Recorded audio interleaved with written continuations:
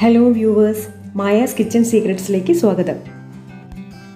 ഇന്ന് ചേമ്പ് പുഴുങ്ങി കഴിക്കാൻ പാകപ്പെടുത്തിയെടുക്കുന്നതിൻ്റെ വീഡിയോയാണ് ഞാൻ കാണിക്കുന്നത്. വലിയ ചേമ്പും ചെറുചേമ്പും ഉണ്ടല്ലോ.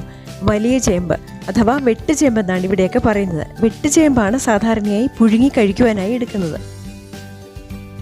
ചേമ്പ് കുക്കറിലാണോ കലത്തിലാണോ വേവിക്കേണ്ടത്, എത്ര വേവുണ്ട് ചേമ്പിന്, എന്ത് കൂട്ടി കഴിക്കും, ഈ സംശയങ്ങളൊക്കെ ദൂരീകരിക്കാൻ ഈ വീഡിയോ ഉപകരിക്കുമെന്ന് വിശ്വസിക്കുന്നു. ഹസ്ബൻഡ് തകർത്തു പിടിച്ച് ചേമ്പിൻ്റെ തൊലി കളഞ്ഞുകൊണ്ടിരിക്കുകയാണ്. പീല് ചെയ്ത് കംപ്ലീറ്റായി വെളുപ്പിക്കാനൊന്നും പറ്റിയില്ല. കുറച്ചൊക്കെ കറുപ്പ് നിറമൊക്കെ കാണും. കൂടുതൽ ചേമ്പെടുത്താൽ അധികം വരുന്നത് കൊണ്ട് അസ്ത്രവും ഉണ്ടാക്കാം. തൊലി പൊളിച്ച ചേമ്പ് വൃത്തിയായി കഴുകി വെച്ചിരിക്കുന്നതാണിത്. ചുവട് കട്ടിയുള്ള ഒരു കലത്തിൽ വെള്ളം വച്ച് തിളയ്ക്കുമ്പോൾ ചേമ്പിൻ്റെ കഷ്ണങ്ങൾ ഇട്ട് കൊടുക്കുക. തിളച്ച വെള്ളം പുറത്തേക്ക് തെറിക്കുവാതിരിക്കുവാനായി ശ്രദ്ധിക്കുക. ചേമ്പ് എത്രയുണ്ടെന്നതനുസരിച്ച് ഉപ്പ് ചേർക്കുക. കല്ലുപ്പാണ് ഇന്ന് ചേർക്കുന്നത്.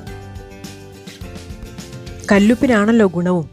ഇളക്കി കൊടുക്കുന്നതിനിടയിൽ ചേമ്പ് കുക്കായോ എന്ന് നോക്കുക. വേവ് കൂടിപ്പോയാൽ ഒരുമാതിരി പുഴുക്ക് പോലെ ഇരിക്കും. വെള്ളം വെട്ടി തിളയ്ക്കുന്നുണ്ട്.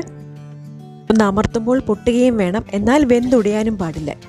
വെന്ത് ഈ പാകമാകുമ്പോൾ ചേമ്പിൻ്റെ വെള്ളം കളഞ്ഞെടുക്കുക. ഇനി ഇതിൻ്റെ കൂടെ കഴിക്കുവാനായി ഉള്ളിയും മുളകും ഉടച്ചെടുക്കാം.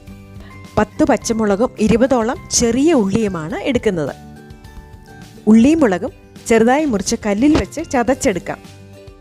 പച്ച ഉള്ളി ആയതുകൊണ്ട് മിക്സിയിലിട്ടടിക്കുമ്പോൾ കൂടുതൽ അരിഞ്ഞുപോയാൽ ഉള്ളിക്കൊരു കൈപ്പരസം വരും. മുളകൊക്കെ പുറത്തേക്ക് തെറിക്കുവാൻ സാധ്യതയുണ്ട്. കണ്ണിലൊന്നും വീഴാതെ ശ്രദ്ധിക്കണേ. ശരിക്ക് ചതഞ്ഞു കിട്ടണമെങ്കിൽ കുറച്ചു നേരം ഇടിക്കണം. ഉപ്പും വെളിച്ചെണ്ണയും ചേർത്ത് കഴിഞ്ഞാൽ ഉള്ളി ചതച്ചത് റെഡിയായി. ഇനി വറ്റൽമുളക് ചുട്ട് അതും ചതച്ചെടുക്കാം. സാധാരണയായി മുളക് ചുടുന്നതൊക്കെ അടുപ്പിലെ കനലിലാണ്. ഗ്യാസ് കത്തിച്ച് ഇങ്ങനെ ചൂടാക്കിയെടുക്കുകയും ആവാം. 2 സൈഡും നല്ലവണ്ണം ചൂടായാൽ മതി. മുളക് കുറച്ച് കറുത്തു പോകുമെങ്കിലും സാരമില്ല.